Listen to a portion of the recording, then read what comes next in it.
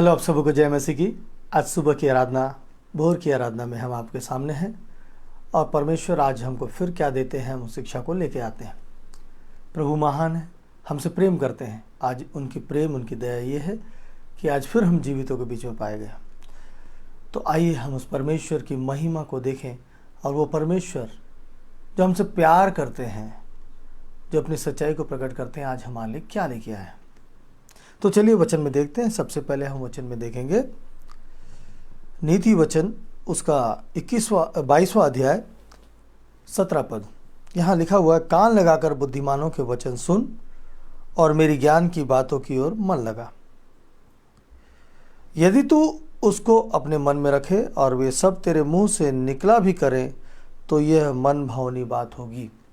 यहाँ पे परमेश्वर का वचन कहता है, कान लगाकर बुद्धिमानों के वचन सुन और यदि तू उसको अपने मन में रखे और वे सब तेरे मुंह से निकला भी करे तो ये मन भावनी बातें होंगी।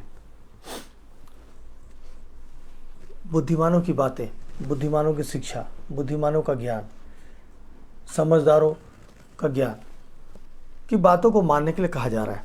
अब होता क्या है कि हम सबसे ज़्यादा आज परेशान हैं अपने घर के लोगों से जो नशा में लिप्त हैं, किसी न किसी नशे में है और उनसे पूरा परिवार अस्त व्यस्त है।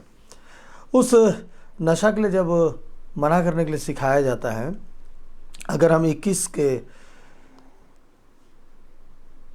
16 से पढ़ते हैं, जो मनुष्य बुद्धि के मार्ग से भटक जाए उसका ठिकाना मरे हुओं के बीच में होगा। जो मनुष्य बुद्धि के मार्ग से भटक जाए उसका ठिकाना मरे हुओं के बीच से होगा। जो रंगारंग से प्रीति रखता है वह कंगाल हो जाता है। जो रंगारंग से प्रीति रखता है वो क्या हो जाता है? कंगाल हो जाता है। और जो दाख मधु पीने और तेल लगाने से प्रीति रखता है वह धनी नहीं होता। वह धनी नहीं होता। तो यहाँ पे हमको सीधी सी बात, आज जो बात हम सुन रहे हैं कि कान लगाकर बुद्धिमानों के वचन को सुनना, और वो बुद्धिमानों का वचन ये है कि जो मनुष्य बुद्धि के मार्ग से भटक जाए उसका ठिकाना मरे हुओं के बीच में होगा। और जो रंगारंग से प्रीति रखता है, जो रंगारंग से प्रीति रखता है वो कंगाल हो जाता है। और जो दाख मधु पीने से और तेल लगाने से प्रीति रखता है वह धनी नहीं होता। परमेश्वर का ये वचन हमको ये शिक्षा दे रहा है कि अगर हम अपने उन बातों को छोड़ देते हैं जो परमेश्वर हमें सिखाता है, जो परमेश्वर के दास, परमेश्वर के सेवक हमको सिखाते हैं, अगर हम उस ओर नहीं चलते और हम इस संसार के रंगारंग दुनिया में चलते हैं तो संसार हमको क्या कर देता है? कंगाल कर देता है। जो आशीषें हमारे पूर्वजों ने हमारे लिए तैयार किया, हम उस आशीषों को खो देते हैं। और हमने ऐसा कई परिवारों को देखा है कि उनके पिता तो बहुत अमीर और बहुत खुश, लेकिन उनके बच्चे रंगारंग में जाकर, नशा में जाकर उस घर को कंगालीपन में ले आते हैं, निर्धन कर देते हैं और वो परिवार दर दर भटकने लगता है, दर दर भटकने लगता है। और ऐसे लोगों को समझाना भी बहुत मुश्किल होता है। चलिए कहानी पे चलते हैं। आज भी एक कहानी है, एक राजा की कहानी। राजा का एक कुत्ता होता है। एक राजा अपने कुत्ते से बहुत बहुत ज़्यादा प्यार करता है।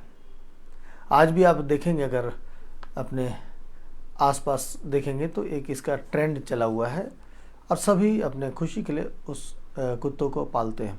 तो वैसे ही उस ज़माने में राजा पाला करता था कुत्तों को, और उसको एक कुत्ता बहुत पसंद था और वो कुत्ता को हमेशा अपने निकटता में रखता था। बहुत उसका मतलब उसका बिल्कुल राजकीय ख्याल रखा जाता था। इतना राजकीय ख्याल रखा जाता था कि उस राज्य के लोग बोलते थे कि काश हम राजा के कुत्ते ही होते तो हमें इतनी सारी सुविधाएं मिल जाती। इतनी सुविधा थी उस कुत्ते को। राजा जहाँ भी जाता उसको लेके जाता, राजा दरबार में बैठता तो उसको साथ में लेकर बैठता। यानी कि पूरे समय राजा उस कुत्ते को अपने साथ में ही रखता था, उसको इतना प्यार करता था। हाँ, कुछ लोग कहते थे कि देखो कितना पशु प्रेमी है, जानवर का प्रेमी है, जो इतना ख्याल करता है, और कई लोगों को इरिटेट भी होता था, होता ही है, अलग अलग प्रकार के लोग होते हैं। अब ये राजा जो है बीच बीच में यहाँ वहाँ राज्य में भेंट करने जाता था, अपने राज्य के लिए बातें करने जाता था, मुलाकात करने जाता था। और होता ये है कि एक बार एक राज्य में जब बुलाया गया, वहाँ पे एक संगोष्ठी हो रही थी, तो उस राज्य में जाने के लिए इस राजा को भी बुलाया गया। तो ये राजा जब उसमें निकल पड़े तो उस जगह पर जाने के लिए उसको नाव से जाना था। एक बहुत बड़ी नदी थी, उसको पार करना था और उस नाव से पार करना था। और उस नाव में जब राजा बैठे और राजा के साथ उसकी सेना भी बैठी और कुछ बुद्धिमान जन बैठे और कुछ यात्री भी थे उस नाव में, और साथ में कुत्ता तो राजा के साथ जाना ही था, क्योंकि राजा जो है कुत्तों के साथ, उस कुत्ते के साथ बड़ा प्रेम से रहता था, उसका पूरा ख्याल रखता था। अब कुत्ता भी साथ में चढ़ गया। अब वो नाव थोड़ी सी आगे बढ़ी और कुत्ता को बड़ा बेचैनी लगने लगा, क्योंकि वो नाव पे कभी बैठा नहीं, पानी के ऊपर नाव चलता है और कुत्ता बड़ा बेचैन हो रहा है। इतना बेचैन हो गया कि वो उछल कूद करने लगा, कभी यहाँ कभी वहाँ, कभी यहाँ कभी वहाँ, उछल कूद करने लगा। और वो कुत्ता थोड़ा सा भारी था, वजन था, बड़े जात का कुत्ता था। तो वो जब ऐसा करने लगा तो नाव डगमगाने लगी। पहले तो राजा खुश हुआ कि देखो ये नाव में बैठने के बाद मेरा कुत्ता कितना खुश है, कितना उछल रहा है, कितना दौड़ रहा है। और यहाँ सब लोग डर रहे हैं कि अरे ये कुत्ते के कारण कहीं नाव पलट ना जाए, कहीं हम डूब ना जाए, कहीं हम विपत्ति में ना पड़ जाए, कहीं सारे के सारे लोग मारे ना जाए। लेकिन अब राजा को बोले कौन कि आपका कुत्ता हमारी जान भी ले सकता है। लेकिन धीरे से राजा को भी समझ में आ गया कि ये इसके कारण हम सब डूब सकते हैं।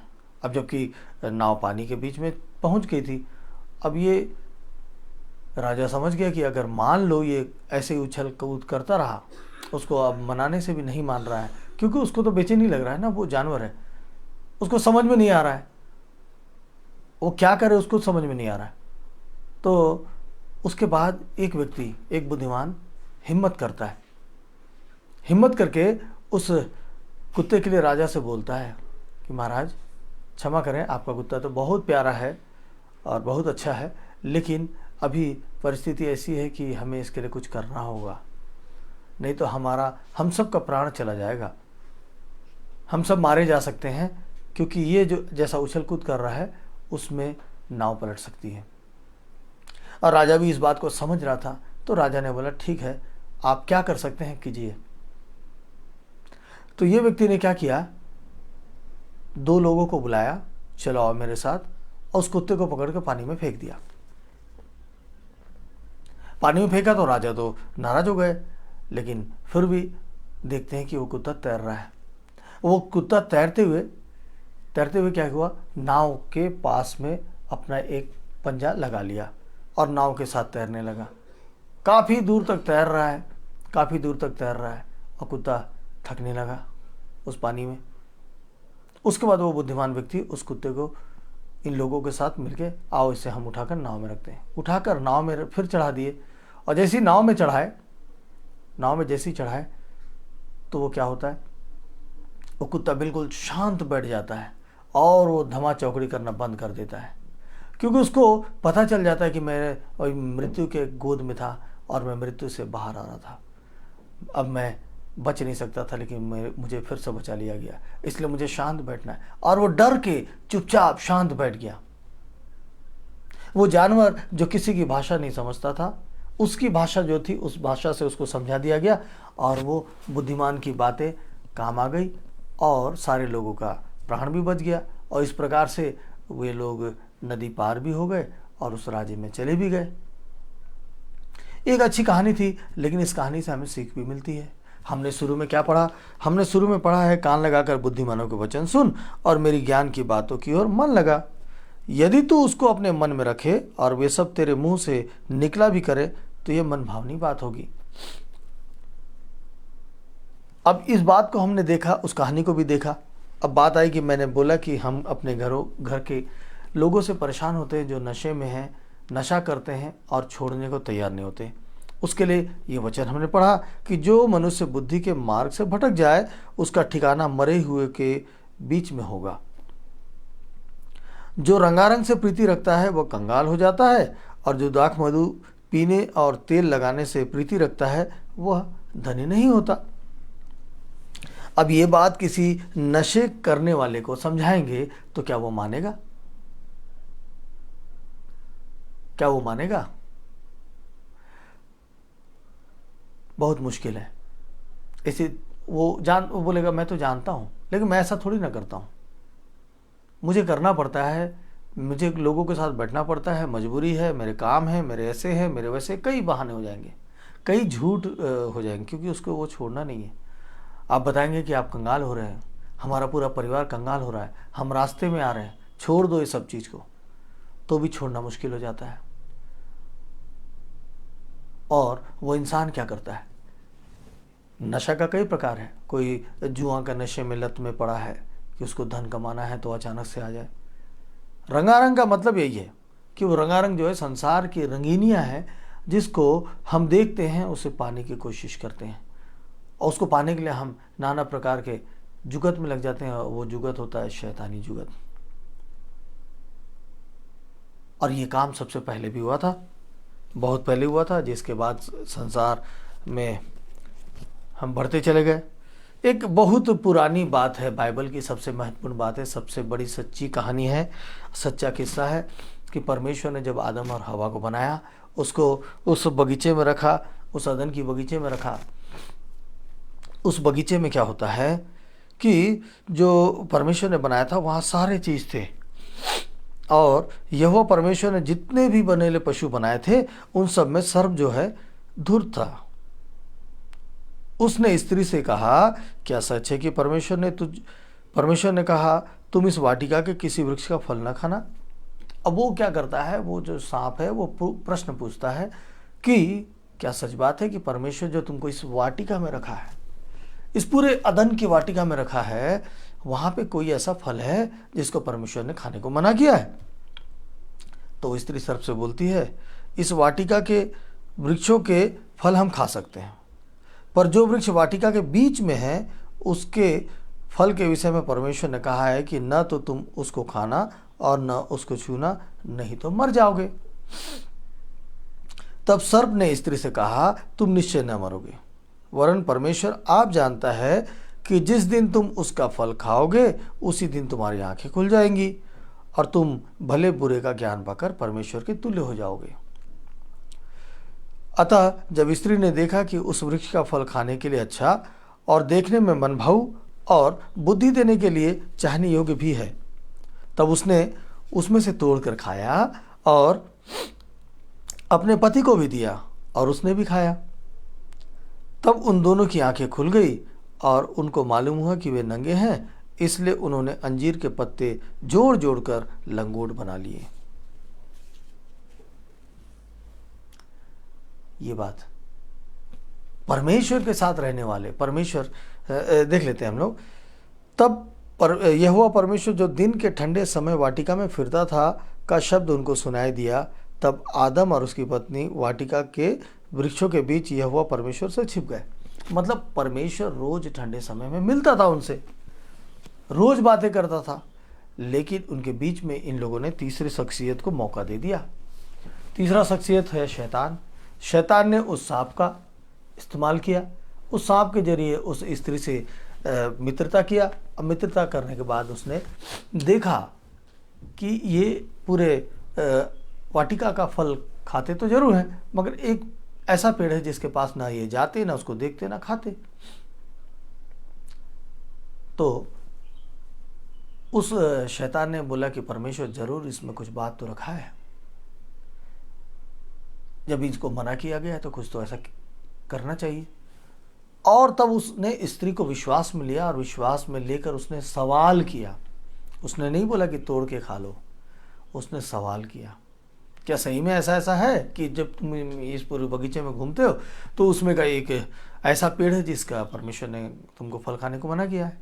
वो स्त्री विश्वास में आ जाती है, वो तुरंत बोल देती है कि हाँ ऐसी बात है, और वो ऐसा फल है जिसको हमको खाने के लिए परमेश्वर ने मना किया है।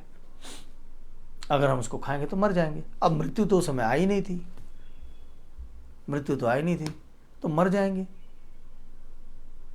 मर जाएंगे, कोई ऐसा कारण होगा, कुछ होगा, मर जाएंगे, या परमेश्वर ने समझा के रखा था कि तुम्हारी मृत्यु ऐसे हो जाएगी, जो भी बात हो। लेकिन उसने उस सांप की बात को मान ली, और तब उसने उस फल को देखा। उस फल को देखते ही उसको मनभाऊ लगने लगा, बड़ा खूबसूरत लगने लगा, और उस फल को उसने तोड़ा और खुद तो खाई, साथ में अपने पति आदम को भी खिला दिया। और जैसे ही वो खाए, उनकी आंखें खुल गई और वे नंगे हो गए, मतलब अपने आप को पहचानने लगे। और होता क्या है, उसके बाद वे श्रापित हो जाते हैं। उसके बाद की घटना है कि वो शराब में चले जाते हैं, उनको उस वाटिका से गिरा दिया जाता है, उनको उस जगह से निकाल दिया जाता है, और उसका नतीजा आज तक बहुत बुरा नतीजा होता है। खैर, वो सारी बातें बहुत बड़ी बात है, हम सीख रहे हैं। नशा में पड़े लोगों को हम जब शिक्षा देते हैं तो वो सुनते नहीं, लेकिन वो शैतान को मौका देते हैं। शैतान उनको दिखाता है कि तेरा इसके बिना मुश्किल है, अरे तू इसको कर ले, तू इसको कर ले। और जब हम परिवार में रहकर एक दूसरे को नहीं संभालते हैं, तो उसमें से एक व्यक्ति धीरे धीरे खिसकने लगता है और वो भटकने लगता है, बहकने लगता है। अगर हमारे परिवार में कोई व्यक्ति गुमसुम है, अगर हमारे परिवार में कोई व्यक्ति ऐसा है जो बेचैन है, हमको उसके साथ में खड़ा होना चाहिए। चाहे हमारे बच्चे हों, चाहे हमारे माता पिता हों, या हमारे अपने लोग हों, तुरंत उनको संभालना होगा। क्योंकि जरूर है कि शैतान उसको अलग करके सिखाना शुरू करेगा, अलगाववाद लाएगा, उसके बाद उसको धीरे से नशा में डालेगा। नशा में जैसी वो ले लिया, वो व्यक्ति अपने आप को नंगा पाएगा, क्योंकि वो देखेगा कि मैं दूसरे के बीच में नहीं रह सकता, और श्रापित हो जाएगा। और उसके बाद हम जब जितना भी समझाएं उसको समझ में नहीं आएगा, क्योंकि वो उसके अंदर किसका गुण आ गया, उस शैतान का, दुष्ट का गुण आ गया। उस दुष्ट के गुण से संभलने के लिए हमें एक दूसरे के साथ हमेशा बातचीत करना है, उनका ध्यान रखना है, उनके क्रियाकलाप पर ध्यान रखना है। और यदि नशे में आ गया है व्यक्ति, नशे में पड़ गया है, आप बुद्धिमानी से बताओ, मुश्किल है। उस कुत्ते के साथ क्या हुआ, उसको उस गड्ढे में जाने का मौका दे दिया गया, उसको उस मृत्यु तक पहुंचाने के लिए डाल दिया गया, और वो क्या हुआ, खुद पर खुद समझ गया। आपको उस परिस्थिति तक ले जाना होगा, उस परिस्थिति के लोगों को दिखाना होगा, उस परिस्थिति का सारी बातों को समझाना होगा। आपके पास दुनिया में से बहुत सारे उदाहरण हैं, उस उदाहरण तक इनको ले जाना होगा, आपको खोज करना होगा। क्योंकि मनुष्य का स्वभाव है कि वो कभी किसी की डांट नहीं सुन सकता, और किसी की एडवाइस को भी वो नहीं लेता, जब तक उसके ऊपर विपत्ति ना आ जाए। वो किसी की नहीं सुनता है, और जब विपत्ति आ जाए तो वो 4 लोगों के घर में जरूर जाएगा, मैं उससे पूछ लेता हूँ, उससे पूछ लेता हूँ। अगर ऐसी बीमारी हो जाए कि जिसका इलाज नहीं, ला इलाज है, तो भी पूछने चला जाएगा, अरे कहाँ पे मिल जाएगा, कहाँ जड़ी बूटी से इलाज होता है। वो यूट्यूब खोलेगा, वो फलाना खोलेगा। लेकिन जब उसको आवश्यकता लगेगा तब ये करेगा ना। तो हमको क्या करना है, उसके उस आवश्यकता तक पहुंचाना है कि वो उस रोग से छूट जाए। पहले तो हम अपने परिवार को, एक दूसरे को हमको वॉच करना होगा। यदि कोई अलग हो रहा है तो उस शैतान की ओर बढ़ रहा है, उससे हमको बचाना होगा। हमारे परिवार में कई परिवार में ऐसे लोग होते हैं। मैंने ऐसे कई बच्चों को देखा, अब फ़ोन भी आते हैं, ऐसे कई बच्चों को देखा है मैंने। जवान बच्चे हैं और गलत संगति में पड़ गए। जवान बच्चे हैं, अब उनके माता पिता उनको संभाल नहीं पा रहे हैं। वो कभी अपने हाथ काट लेते हैं, कभी कुछ कर लेते हैं, इतनी जिद में बढ़ गए हैं, अपने जीवन को नहीं समझ पा रहे हैं। ऐसी लड़कियां हैं, कुछ लड़कों के कारण वो अपने आप को बर्बादी के रास्ते में ले गए हैं। उनको कुछ दिखाई नहीं दे रहा है, माता पिता का कोई इज्जत सम्मान नहीं दिख रहा, खुद का इज्जत सम्मान नहीं। मुझको शादी करना है, उसी से करना है, और सामने वाला व्यक्ति उसके जीवन को नाश कर रहा है, खेल रहा है उसके जीवन से। ऐसा मैंने बहुत देखा, और ऐसी कई सारे फोन कॉल्स आते हैं हमारे पास। इसीलिए मैंने चाहा कि परमेश्वर से मैं मांगूं, और परमेश्वर इस बारे में मुझको बताते हैं। प्रभु क्या करें इन नशा में पड़े लोगों के लिए, क्या करें जो इनकी बातें ये रंगीनियों में पड़ गए हैं। ये रंगीनियों में पड़ के जो आपका वचन बोलता है कि ये जो रंगीनियों में जाते हैं वो कंगाल हो जाते हैं, और जो दाख मधु पीते हैं, दाख मधु के पीछे जाते हैं, वो कभी भी धनवान नहीं रह जाते, वो कंगाल हो जाते हैं। आपने बहुत सारी बातों को पवित्र शास्त्र से हमें समझाया है, मैं कैसे समझाऊं। वो लोग परेशान हैं, उनका परिवार बर्बाद हो रहा है, मैं क्या बोलूं प्रभु। तो प्रभु कहते हैं कि बेटा सबसे पहले उन शक्तियों को का सामना करने के लिए उनको भेजो, उनको सच्चाई को उनके आंखों में दिखाओ, तब उनकी आंखें खुल जाएंगे। उनकी आंखें खुली ना, कैसे खुली उनकी आंखें, हम सब देख सकते हैं उनकी आंखें कैसे खुली, हम सब देख सकते हैं उनकी आंखें कैसे खुली। वो उस सांप के द्वारा उस फल को खाने से क्या हुआ था। हम जिस चीज के लिए आंखें खोलना चाहेंगे, अगर हम दुष्टता के लिए आंखें खोलना चाहेंगे तो हमको दुष्टता का संसार दिखना शुरू हो जाएगा। हम चकित हो जाएंगे कि अरे संसार में ऐसा भी होता है, ऐसा भी होता है, ऐसे आसानी से ऐसे बुरे काम कर लेते हैं, ऐसे मिल जाता है, ऐसा भी नगर है, ऐसा भी शहर है, वहां जाके हम ऐसे एंजॉय कर सकते हैं, वो कर सकते हैं। जैसे ही हम उस शैतान के उस फल को खाएंगे तो हमको वो संसार दिखने लगेगा, और जैसे हम परमेश्वर के फल को खाएंगे, परमेश्वर की आज्ञा का पालन करेंगे, परमेश्वर के जनों के बुद्धिमानी की बातों को सुनेंगे, तो तुरंत हमारे लिए वो संसार का भेद खुल जाएगा कि ये सब सही है या गलत है। हमको अपने लोगों को उस परिस्थिति में दिखाना होगा। राजा कभी उस कुत्ते को शांत नहीं कर पाता, क्योंकि राजा उस कुत्ते से बहुत प्यार करता था, बहुत प्यार करता था। उसको थोड़ा भी तकलीफ में देखना नहीं चाह सकता था। वो उसकी हर बातों को वो आसानी से टाल देता, लेकिन उसके साथ जब उसके प्राण की बारी आई तब उसको समझ में नहीं आया कि मैं इसके साथ क्या कर सकता हूं, क्योंकि उसके साथ वो कठोरता कर नहीं सकता था। लेकिन उसका नतीजा क्या होता कि राजा के साथ पूरे लोग उस नाव से डूब जाते, मर भी सकते थे सारे लोग। तब राजा ने उस बुद्धिमानी की बातों को सुनी और एक मौका दे दिया। वैसे ही तो हमारे जीवन में है, हमको बुद्धिमानी से पवित्र शास्त्र को पढ़ना है। यहाँ पे सारे ज्ञान को दिया हुआ है। थोड़ी देर आंखें बंद करेंगे, आप और मैं जिस चीज़ से भी प्रेम करते हैं, हम उसके प्रेम के कारण हम उस चीज़ को उससे छुड़ा नहीं पाते। उस कुत्ते के साथ क्या हुआ, जब उसके स्वयं के साथ जब बीता, अपने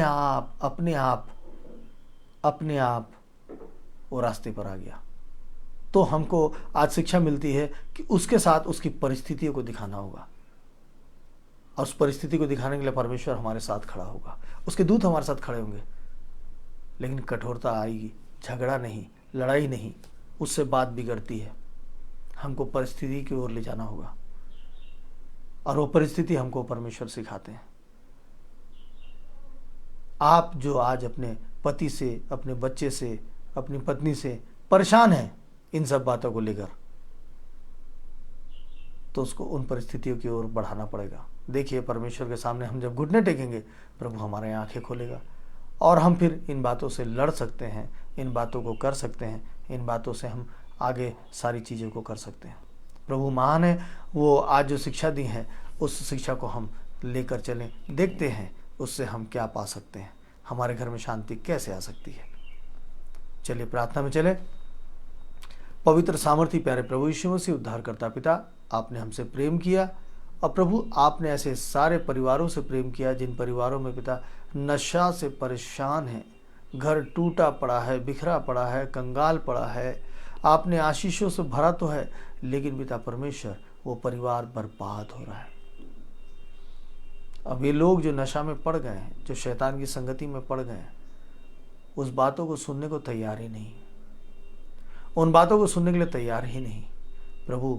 इसलिए पिता परमेश्वर ऐसी ज्ञान, ऐसी बुद्धि उस परिवार में दीजिए कि वो कठोरता से ऐसे निर्णय ले सकें और उनको उन सच्चाइयों तक पहुंचा सकें कि उसमें से वो उन सच्चाइयों को जैसे जिएंगे अपने आप लौट आएंगे, अपने आप उस शैतान को छोड़ देंगे, अपने आप उस शैतान की शक्तियों को छोड़ देंगे, क्योंकि वहाँ आप उनके साथ खड़े होंगे।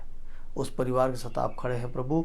लेकिन पिता परमेश्वर, हम आपकी आज्ञा को सुन नहीं रहे, हम आपकी बातों को सुन नहीं रहे, क्योंकि हम अपने अपने निकटतम जन से प्रेम करते हैं, हम अपने बच्चों से प्रेम करते हैं, हम अपने पति से प्रेम करते हैं, हम अपनी पत्नी से प्रेम करते हैं, इसलिए हम वैसी बातों को कर नहीं पाते और जिसका नतीजा हमेशा हमेशा बुरा ही होता चला जाता है। प्रभु हमें इस्तेमाल करो और प्यारे पिता परमेश्वर